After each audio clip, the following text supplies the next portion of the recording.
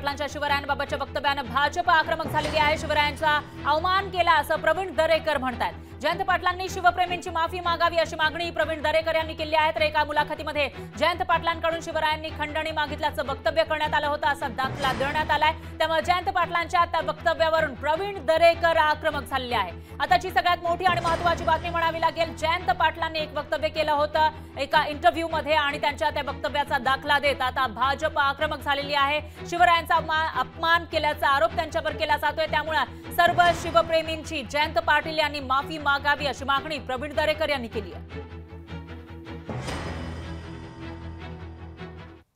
महाविकास आघाडीला खंडणी मागायची आणि वसुली करायची सवय लागलेली आहे।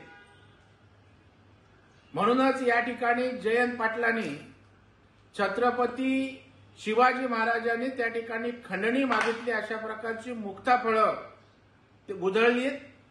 जयंत पाटलांना लाज कशी वाटत नाही की आपल्या आराध्य दैवताविषयी अशा प्रकारची वक्तव्य करायला।